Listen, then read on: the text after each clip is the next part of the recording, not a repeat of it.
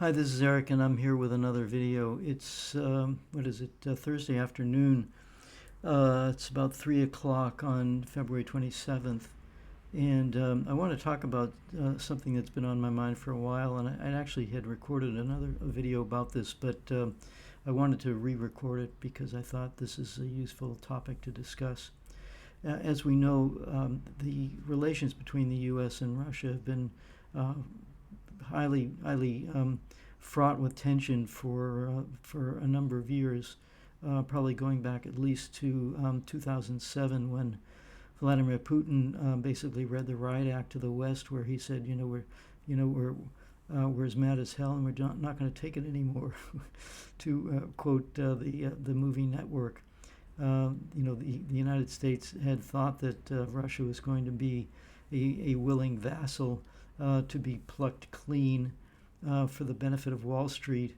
And Vladimir Putin said, sorry, those days are over.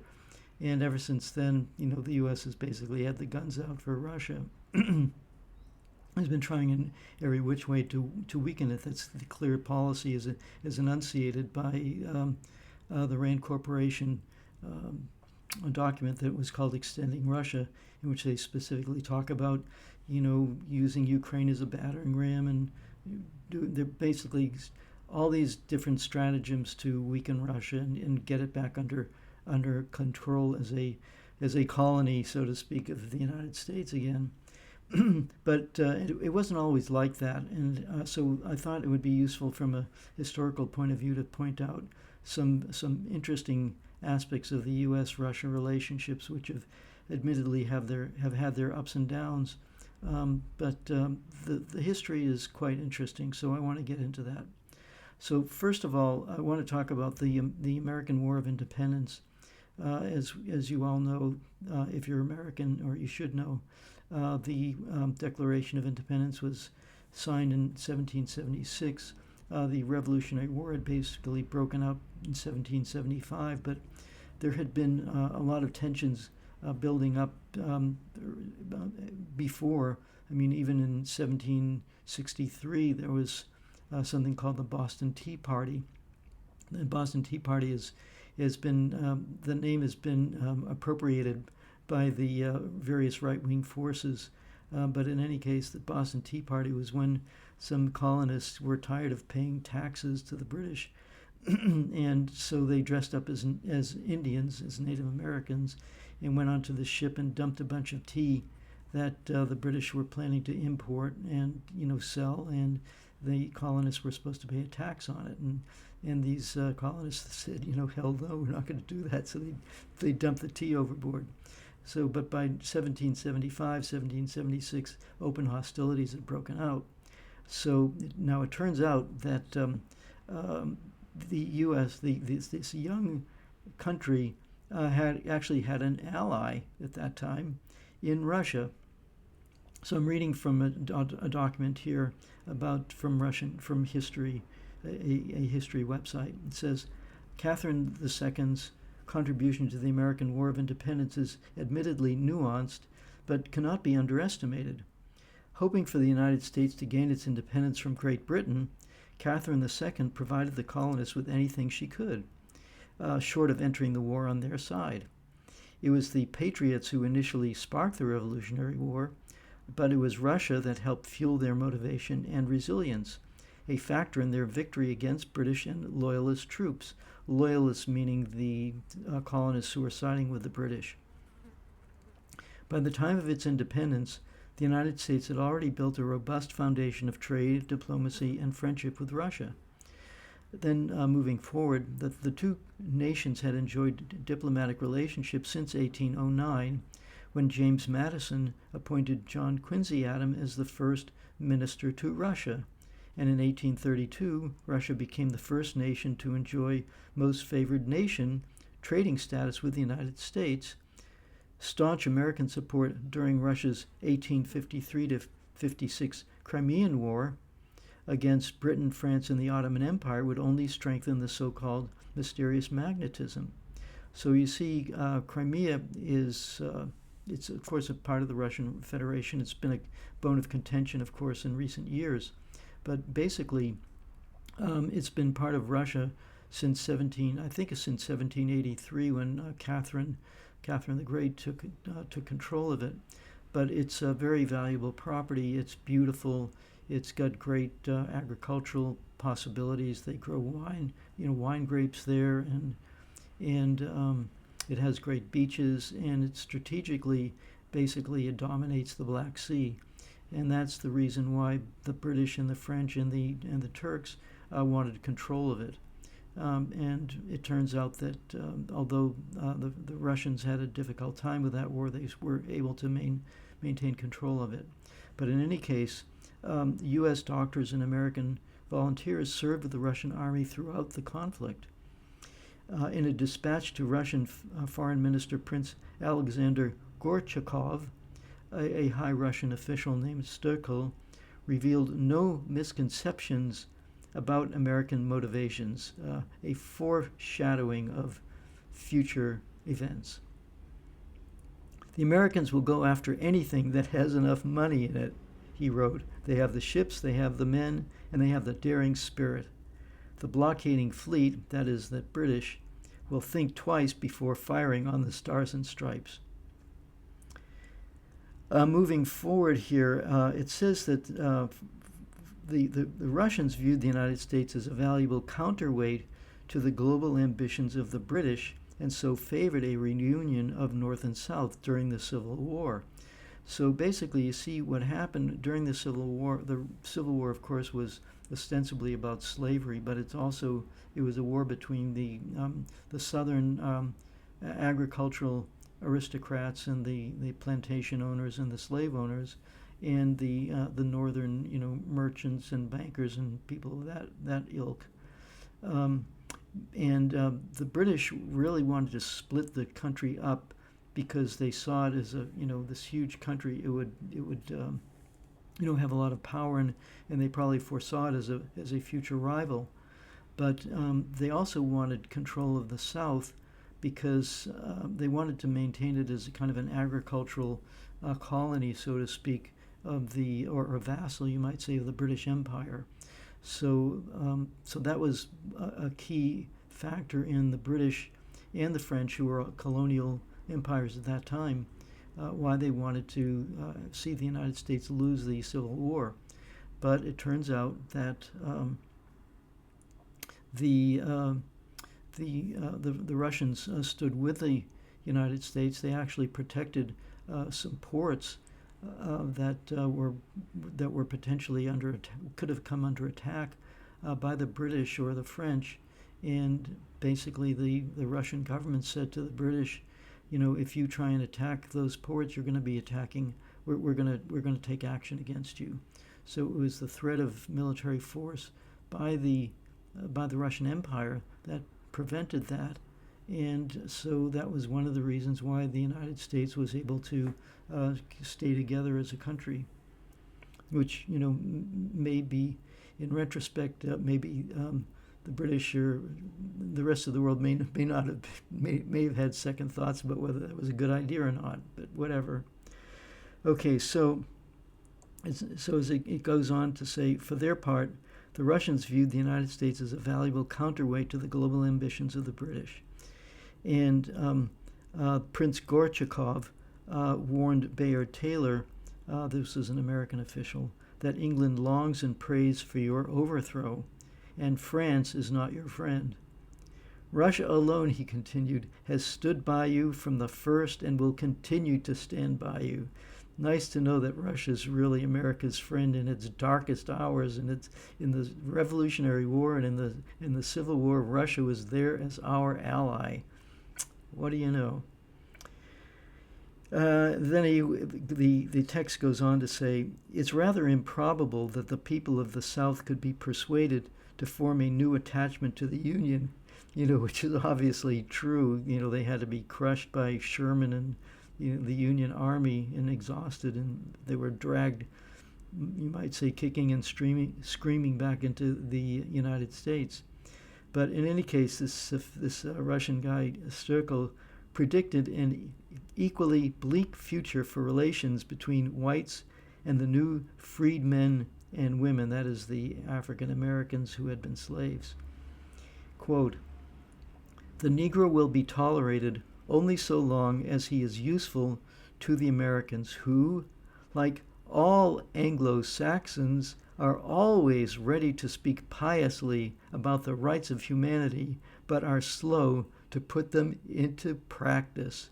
Ain't it the truth? Finally, the United States enmity, that was my editorial comment, by the way. Finally, the United States enmity for Britain, yes, we had enmity towards Britain, and it looks like we may be having enmity again. In particular, provided a strategic counterbalance that aided Russia's emergence on the world stage. It proved to be an alliance of strange bedfellows that, however informal, served both nations well. More quoting here. Americans read Tolstoy and Dostoevsky. Have any of you who are listening to this video ever read Tolstoy or Dostoevsky? It shows you the kind of level of literacy that America has experienced, or I should say the decline in literacy. I have to confess, I've watched some movies movies that are based on books by Dostoevsky, like The Brothers Karamazov, for example. I think that was Dostoevsky. And I did read War and Peace during a semester break when I was in college, and that's like 1,000+ page book. And I've watched the movie too, which is excellent, actually. In any case, it says Americans read Tolstoy and Dostoevsky, and Russian literature lovers admired Poe, Edgar Allan Poe, and Mark Twain. I'm kind of wondering if how many of you have actually read those famous 19th century authors. But in any case, Mark Twain, who was, one of the great chroniclers of, he was one of the really great Americans. He opposed the Mexican War, where the U.S. used a pretext to annex half of Mexico. He was against slavery. He was a member of this organization starting around the turn of the century, 20th century, called the Anti-Imperialist League. So imperialism has actually been in the lexicon of those of us Americans who think that we shouldn't be, marching around the world thinking that it belongs to us. In any case, Mark Twain said, "America owes a lot to Russia. The great American writer visited the south of Russia and even met with Emperor Alexander in 1867. So moving on here. This is an item from a book by I guess a Russian writer, Dmitry Nikolaev, called Russian-American Relations in the 19th Century. And it says, in the 1880s, attitude towards Russia in the United States changed for the worst. In particular, due to political repression, discrimination against national minorities, Jewish pogroms whose victims moved to the United States, including my family, actually. Of course, they started to say not the best things about the Russian Empire, and if only 5,000 people emigrated to America in 1881, then in 1900 this figure became already 90,000. American journalists described Russia as a prison of nations, a state where human rights were violated and autocracy reigned supreme. For example, a fellow named George Kennan, who visited Siberia and met with Russian political prisoners there, traveled across the United States with public lectures describing the brutality and reactionary nature of the Russian regime. By the way, he lectured in Russian prison uniform and shackles on his feet. Also, towards the end of the 19th century, the rivalry between Russia and the U.S. on the world oil and grain markets intensified, and it increased the political tensions as well. In general, it's possible to state that in the 19th century, Russia and the United States were mostly allies. This doesn't mean that there were no contradictions and conflicts between the two countries, but they were resolved successfully and calmly. This cannot be said about the following 20th century, when the two superpowers, two ideologies, would fight in the Cold War for world domination. I just want to comment briefly on this because it says that U.S. looked with askance. They were not pleased with the pogroms and the persecutions and so on. There was actually a rebellion which was trying to get democracy, trying to create a democracy in Russia in the 19th century called the Decembrists. It was put down, and it was not a good situation. Democracy failed during that time. But what I wanted to point out was that even though the United States was pointing out these problems with Russia, what was the United States doing at the time? They had slavery. They committed genocide against the Native American population, herded them into virtual concentration camps, broke treaties with them, and yet the Americans are moralizing about the Russians who weren't treating their people so well, which is, true. But in fact, Alexander II, the Tsar, freed the serfs. So, and he freed the serfs before Abraham Lincoln freed the slaves. So, so this tendency of the United States to slander Russia and say bad things about it. So like, hey guys, look in the mirror. You got a few problems yourself before you complain about other countries. Anyway, in 1878, former President Grant visited Russia, and he became the first U.S. president to make the journey. It would be decades before another president visited Russia, which Franklin D. Roosevelt did during the Yalta Conference in 1945. And Grant told Tsar Alexander II that although the two governments are very opposite in their character, the great majority of the American people are in sympathy with Russia, which good feeling he hoped would long continue. And Grant retained fond memories of his trip to Russia in his retirement.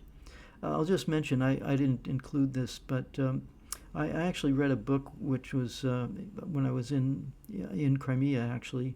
There's a Leo Tolstoy library, and there was a book that talked about the great Russian composer Tchaikovsky, who came to the United States on a trip, and there were performances and so on. And during that time, there was tremendous friendliness, tremendous friendships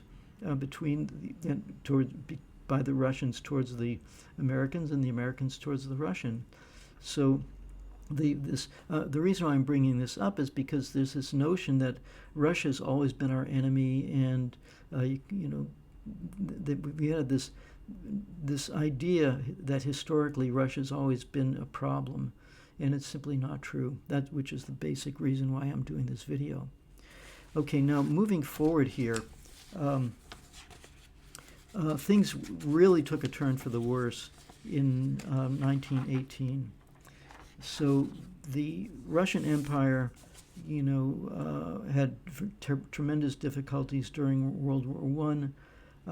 The military collapsed. There was mass mutinies and so on.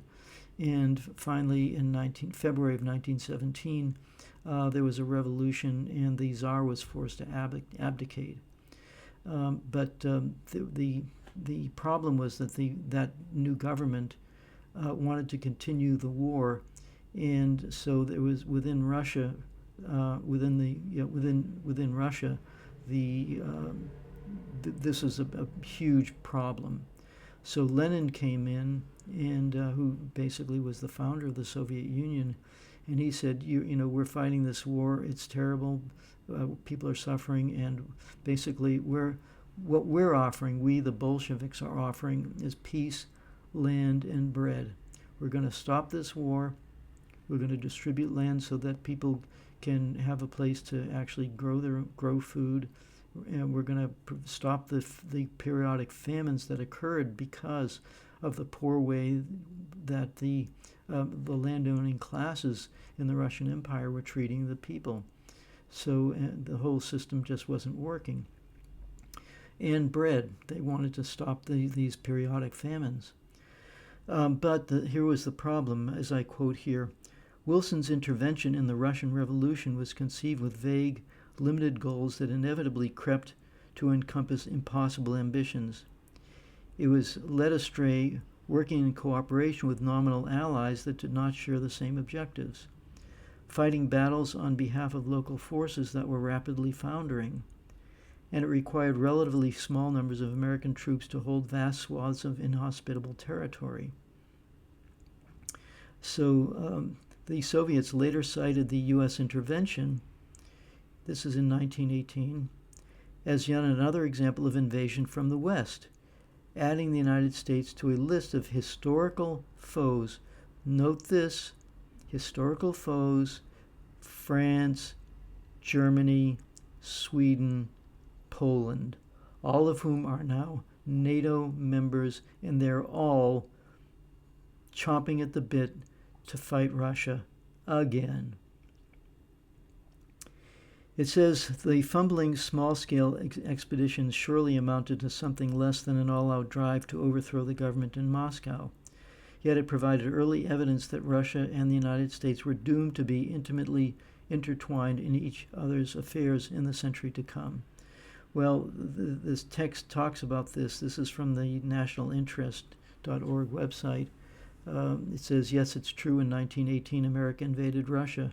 So, if you can imagine, during the American Civil War, the American Revolutionary War, if Russia decided to side with the British and send troops, you can imagine, actually, I believe that the British asked the Russians to send troops to the United States to fight the colonists, just as there were Hessians. These were people from Hesse, which is in Germany. They were using these Hessian mercenaries to fight this war against the colonists, and they wanted Russia to do it too. So can you imagine if Russia did that? But they didn't. They helped the United States. But on the other hand, when Russia had its revolution to try and overcome tremendous inequality in their country, the United States tried to disrupt their revolution. So already we see a big discrepancy between the way Russia has their sentiments were and what American sentiments have developed into. Now, moving forward, in 1934, Franklin Delano Roosevelt finally recognized the Soviet Union, and they had diplomatic relations. And the U.S. and the Soviet Union were basically allies. Now, when World War II broke out, the Nazis had invaded Eastern Europe. Basically, they'd invaded Poland in 1939, and then they invaded Western Europe, and they had control of Western Europe. And at that point, the British had declared war on the German government, the Nazi government, in 1939, but they weren't doing very much about it.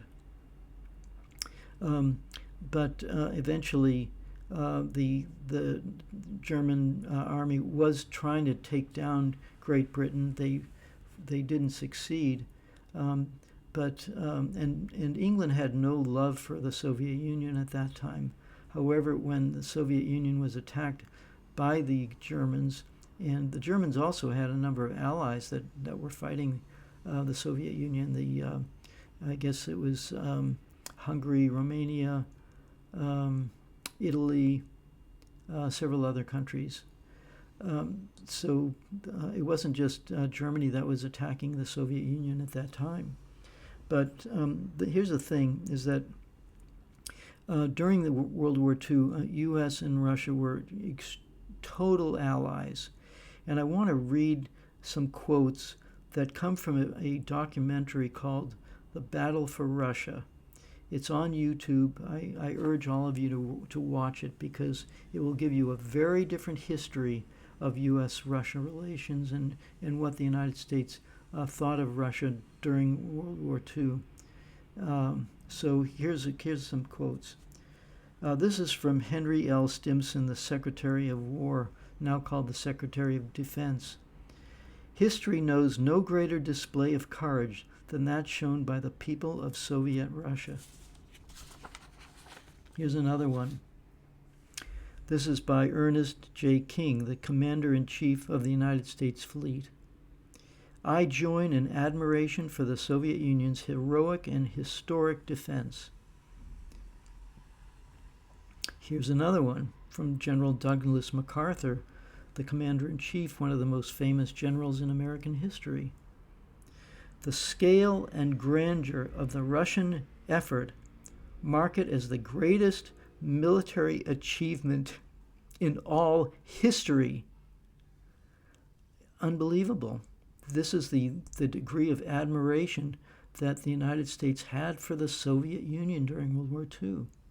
And if that isn't enough, for those of you who are sure that it was the United States that defeated the Nazis in World War II, this is a letter that some guy wrote to the people of Stalingrad. Stalingrad was the turning point in World War II. It was a significant city on the Volga River, and the Volga River was a major trading artery for the Soviet Union. The idea was that the Germans were going to capture Stalingrad, then circle around and attack Moscow from the back, and meanwhile they were going to cut off oil supplies and other supplies from the southern areas of the Soviet Union, and basically starve the Soviet Russian forces. So here's this letter.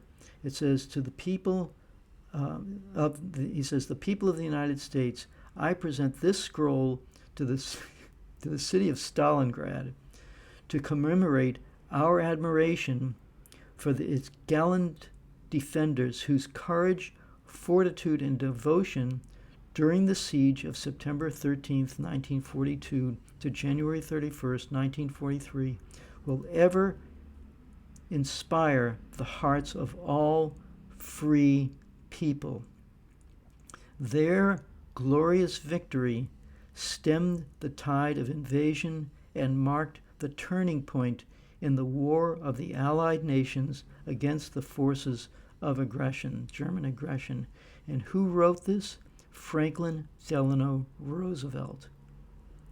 So anytime anybody tells you that the Russians played a secondary role in World War II, they don't know what they're talking about, and they're basically falsifying history. And we really can't allow that to happen, because if you can convince people of a false history, you can convince people of a false present and a false future, and that can cause dire consequences, which is the reason why I'm bringing this up. So I ask a question here in my research. One of the reasons why relations with Russia are poor is because the U.S. has left treaties it was obliged to hold. So the Russians characterized the U.S. as agreement non-capable, that is, incapable of negotiating sincerely. I'd like to point out that as the Second World War was coming to a close, and the Soviet Union essentially had won, had caused the surrender of the German army on May 9th, 1945. Churchill, whose country was saved by the Soviet Union, because if the Germans had invaded Great Britain with the millions of troops that Germany invaded Russia with, England would not have stood up. So the Soviet Union saved Great Britain, and yet as soon as the Germans were defeated, Churchill got it into his head to do something called Operation Unthinkable, which was to take 100,000 former German soldiers, along with the American and British soldiers, and invade the Soviet Union. He actually campaigned in his election, this is Winston Churchill, campaigned his election to finish the job, meaning, well, we got rid of those Nazis and now we're going to get rid of the Bolsheviks. This is the degree of what can we say, the deceitfulness that Churchill showed. Here's a country that saved his ass, and now he wants to reinvade them. And the United States in the Potsdam Conference, which took place shortly after this, I think it took place in July 1945. The United States has exploded the first atomic bomb, and Harry Truman, who had replaced FDR, who had died, essentially threatened the Soviet Union with these weapons.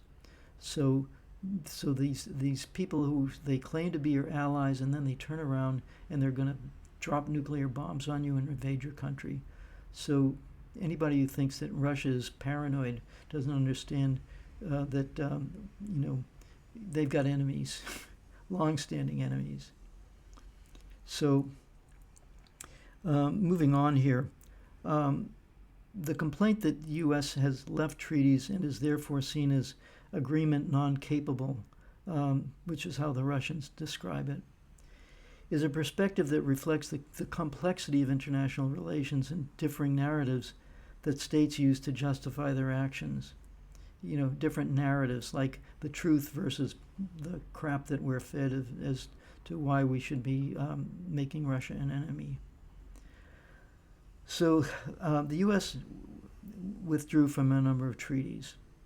The U.S. has withdrawn from several significant treaties in recent years, including the Anti-Ballistic Missile Treaty in 2002, the Intermediate Range Nuclear Forces Treaty in 2019, and the Open Skies Treaty in 2020. In each case, the U.S. justified its withdrawal by citing noncompliance or changing strategic circumstances. So instead of working things out, with Russia, they simply say, we're ditching this treaty. In terms of the Anti-Ballistic Missile Treaty, that treaty had been negotiated in the early 1970s, and one of the great commentators and observers nowadays, named Ray McGovern, had been on the negotiating team. He was a high-ranking official in the Central Intelligence Agency, in a capacity as being a truly intelligence person. In other words, he was trying to understand what is actually going on inside the Soviet Union. He wasn't on what we'd call the dirty trick side, which is subverting countries, which is the CIA has been guilty of for decades. He was purely trying to understand what the Soviet Union wanted and how should we respond to it diplomatically. And he was in Moscow in 1972.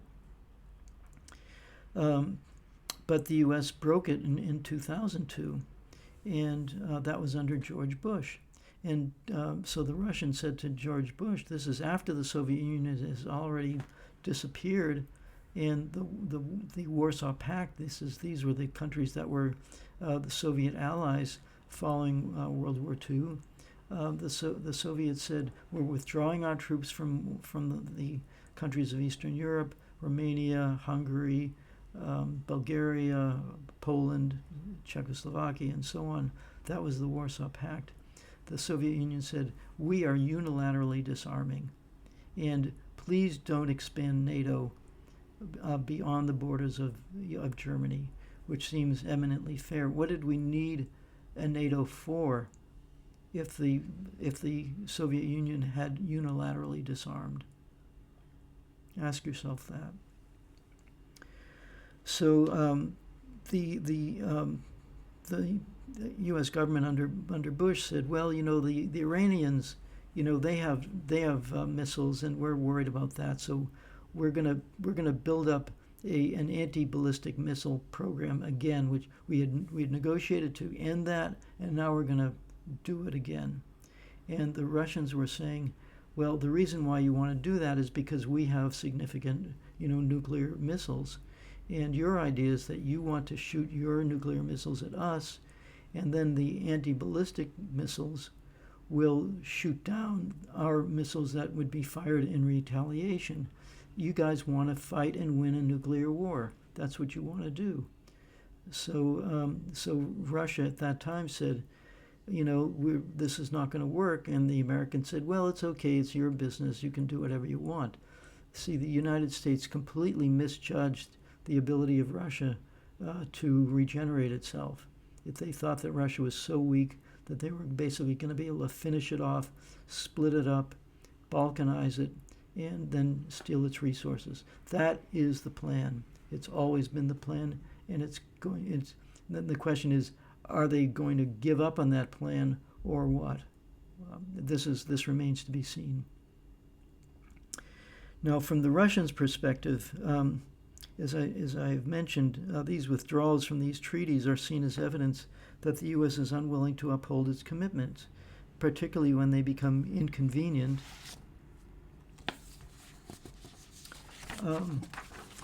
or the U.S. decides that they just don't want to, it's like you have a business deal. It's in writing, and then you just walk out of it.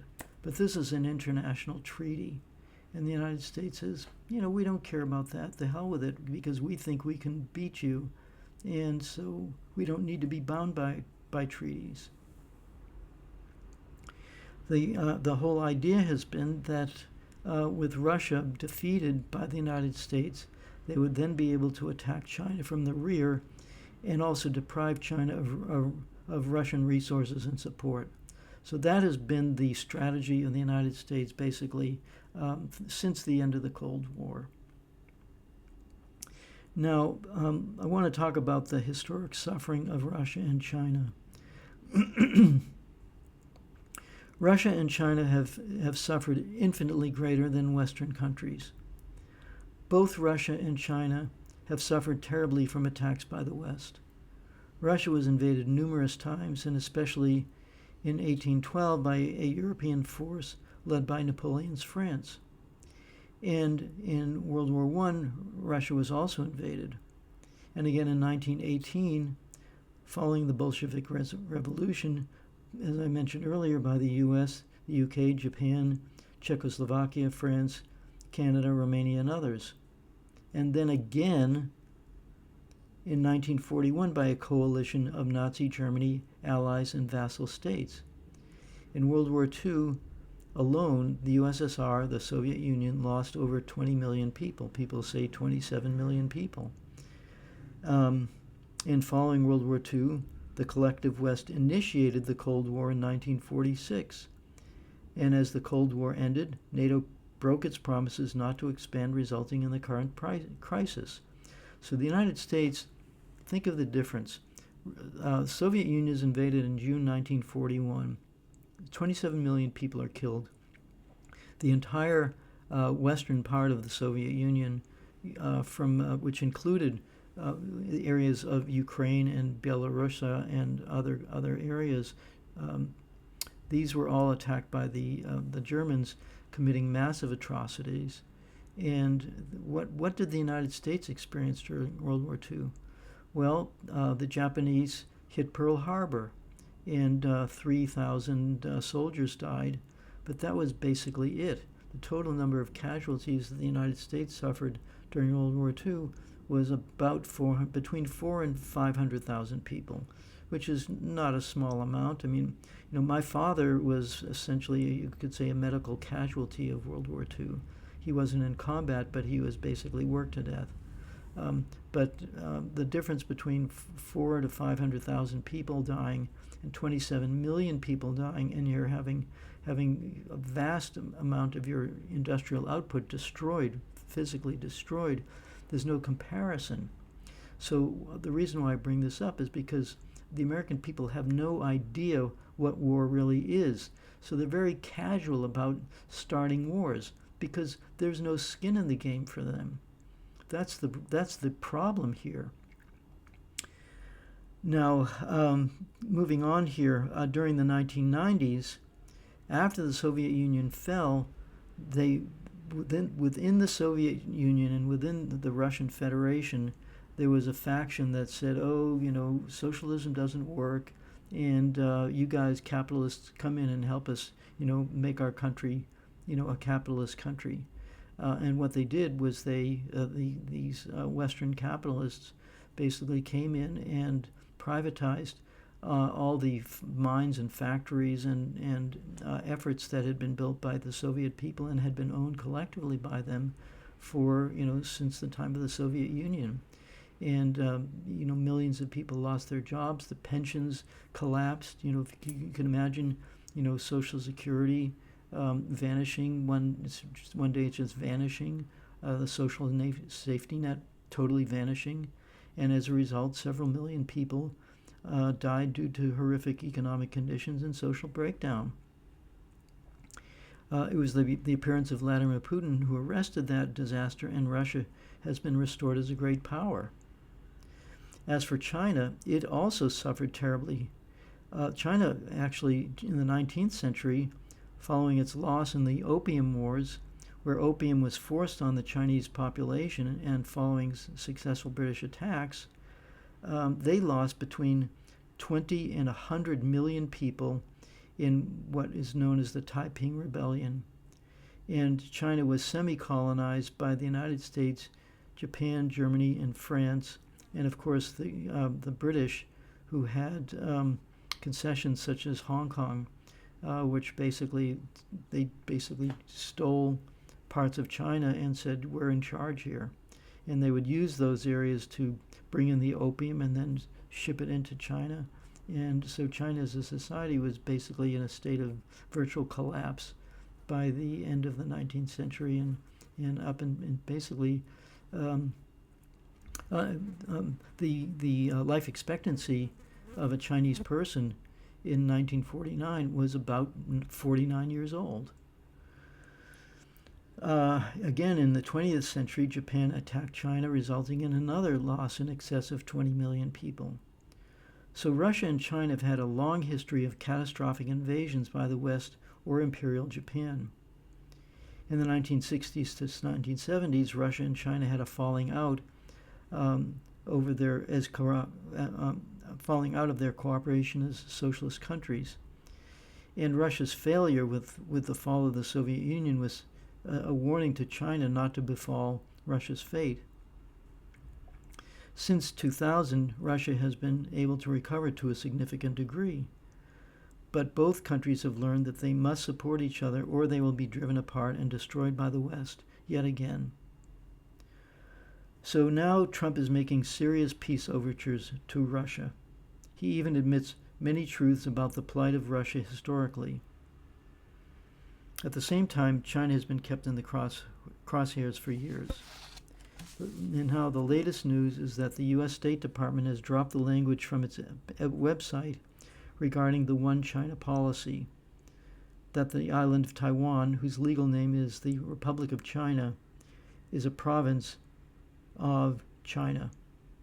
So when the communists won the civil war between the quote-unquote nationalists in 1949, the nationalist forces under Chiang Kai-shek retreated to the island of Taiwan, and Taiwan was called the Republic of China. The People's Republic of China wasn't even recognized by the United States or the United Nations until about 20 years later, and eventually it just became obvious that the People's Republic of China was going nowhere and that they were going to have to deal with them. So basically Nixon and Kissinger made overtures towards the People's Republic of China. They also did that because they wanted to split Russia and China so that they could pick them off, because they knew that if Russia and China stayed stuck together, it would be impossible to break them.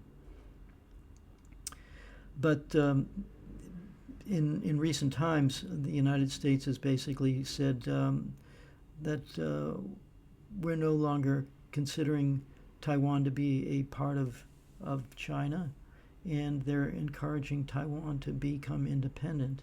And in fact, there's reports that there are U.S. troops in Taiwan, which is essentially the same as telling the People's Republic of China, we're invading a country. So if you can imagine the Russians and the Chinese sending troops to Texas because there's a Texas separatist movement, or a separatist California movement, or a separatist Hawaiian movement, what do you think the reaction would be of the United States government? They'd be pretty damn pissed. We'd have a war on our hands, and the United States are just flirting with trouble by this new policy towards Taiwan. So what does this have to do with Ukraine? The U.S. spends altogether its military, its spy agencies, the Energy Department, which is responsible for development of both nuclear energy and nuclear weapons. It spends well over $1 trillion per year. It's overextended with hundreds of military bases in about 100 countries. And it's been shoveling billions down the Ukraine rat hole, when the Trumpian real goal is to take down China, as suicidal and self-defeating as that is, if anybody has the brains to think about it. Finally, does Trump really love the Russian people? Trump says that he loves the Russian people. However, one of his chief negotiators says that this is General Kellogg admits that the plan is to break Russia away from its alliances with China, Iran, and North Korea. It worked with Henry Kissinger in the 1970s with disastrous results for Russia, as well as disastrous results for countries like Iraq, Libya, Syria, Cuba, which the Soviet Union had supported until it fell apart. However, it appears that the BRICS Association of non-Western nations understands how the West works, and the global majority is getting strong enough to withstand Western imperialism. The BRICS nations actually encompass a majority of the world's population now. Trump's ending the USAID, the U.S. Agency for International Development, is due to the fact that it lost its efficacy. People know that if USAID is in their country, they need to watch out because they know they're probably financing subversive elements within their own country. So the U.S. will work out more surreptitious means of meddling in countries, and it wants to end the war in Ukraine to go after China.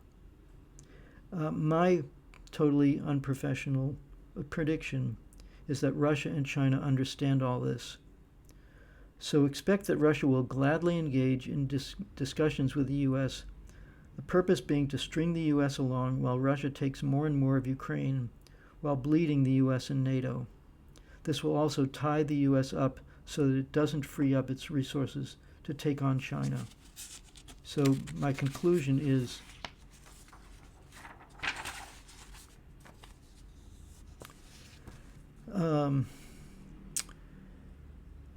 what we're looking at is an American version of The Grand Chessboard, which was a book written by Zbigniew Brzezinski, which basically talked about how the United States was going to maintain primacy in the world. Rather than Russia being defeated and dismembered, it's winning to the chagrin of the West, and they don't know what to do. The real objective of the Ukraine war has been to weaken Russia, sow division within Russian society, and eventually create regime change. The West's whole history and its strength has been its ability to infiltrate and invade countries, to steal their resources and enslave their people, if not in actual slavery, then in debt slavery to Western banks. The US, UK, and NATO conglomerate thought that a combination of sanctioning Russia economically, the modern equivalent of siege warfare, where a city would be surrounded and starved into submission, as well as arming Ukraine to use as a battering ram, while not putting American, British, and NATO troops at risk, would be a successful strategy. But it's failed. And so that is where we are with the state of relations between Russia and the United States. Trump thinks he's playing Russia, but it's really Putin's Russia which is playing the doddering, sclerotic U.S. empire. Eventually, the U.S. economic system will collapse due to unpayable, uncontrollable debt and its deep internal contradictions and conflicts. When that happens and the oligarchs fall, we little people will suffer greatly, but dynastic change will end the U.S. empire, which was founded with the Constitution written of, by, and for the super rich. Let's not kid ourselves about the notion of democracy.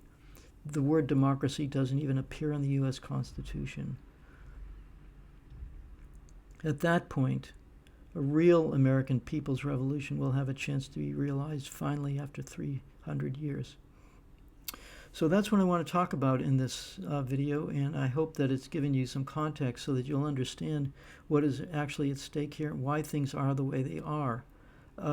This whole, narrative of Russia being the evil empire, which was, has been manufactured for basically since World War II, and Joe McCarthy, the McCarthy era, blacklisting artists, and all this persecution of people, especially on the left, who actually want to have good relations with Russia, Soviet Russia then, and the Russian Federation now, people like myself, and also libertarians on the libertarian right. They don't see any point in having Russia as an enemy. We need to go beyond that, and the way that I am attempting to do that is to educate you so that you understand how we got into this mess. And once we understand how we got into it, then we can figure out a way out of it. And as far as Trump is concerned, it's a good thing that he is establishing relations, diplomatic relations, bringing them back to some semblance of what they were before. But I think Russia understands, and people like us who know the history of U.S. Hot and cold relations with Russia, we make friends with them, and then we don't make friends with them, and then we make friends with them again, and then we don't make friends with them again. This has all got to change. We've got to really change the internal dynamics of the way the U.S. conducts its foreign policy. So thanks again for listening, and I'll catch you next time.